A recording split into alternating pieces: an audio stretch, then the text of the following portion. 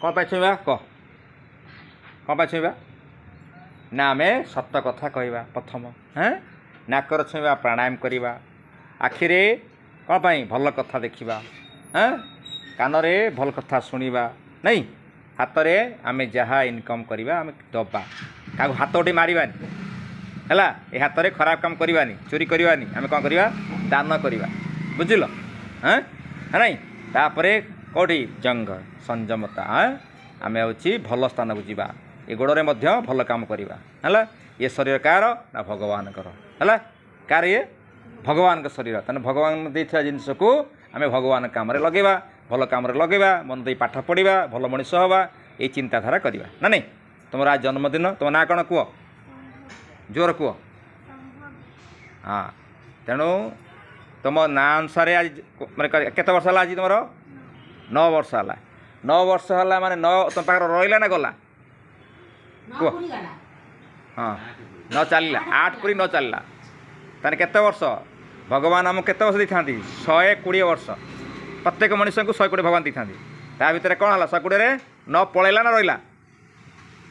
ପଳେଇଲା, ନାଇଁ କି? 9 ବର୍ଷ ଭଲ କାମ କିଛି କରୁଛନ୍ତି ନା? କରିନାହାନ୍ତି ନା? ଏବେଠୁ କରିବା ହେଲା। ଏକୁ ଜନ୍ମଦିନ କ'ଣ କୁହନ୍ତି? କ'ଣ ଆନନ୍ଦର ଦିନ? ଏଇଟା ହେଉଛି ଚିନ୍ତନ ଦିନ। ଆମେ ହେଉଛି ଚିନ୍ତା କରିବା। ଆଜି 9 ବର୍ଷ ହେଇଗଲାଣି। 6 ବର୍ଷର କିଏ ଭଗବାନ ପାଇଥିଲେ? 6 ବର୍ଷର ପିଲା କିଏ? ଧ୍ରୁବ ପ୍ରହ୍ଲାଦ ଭଗବାନଙ୍କୁ ପାଇଥିଲେ। ଆଜି ତୁମ 9 ବର୍ଷ ହେଇଗଲାଣି, ତୁମର ଜ୍ଞାନ ଆସିଲାଣି ନା ନାହିଁ? ତେଣୁ ତୁମେ ଯାହା ଚିନ୍ତା କରିବ, ଏବେଠାରୁ ମୁଁ ଯାହା ଭୁଲ ହେଇଯାଇଛି, ଏବେଠାରୁ ମୁଁ ଭୁଲ ହେବିନି, କରିବିନି, ମୁଁ ସମୟକୁ ଜଗିମି, ଭଲ ମନ ଦେଇ ଭଲ ମଣିଷ ହେମି, ବାପା ମାଆଙ୍କ କଥା ମାନିମି, ଭଲ ପାଠ ପଢ଼ିମି, ଗାୟତ୍ରୀ ମନ୍ତ୍ର ଡେଲି ଜପ କରିମି, ମନ୍ତ୍ର ଲିଖନ କରିମି। କରୁଛ ନା?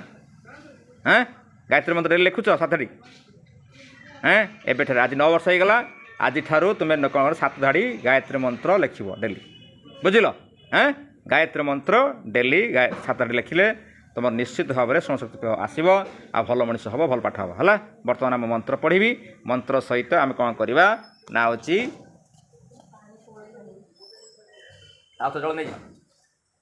ମନ୍ତ୍ର ସହିତ ଆମେ କ'ଣ କରିବା ନା ହେଉଛି ଆମେ ବାମରୁ ଡାହାଣକୁ ଛୁଇଁବା ହେଲା।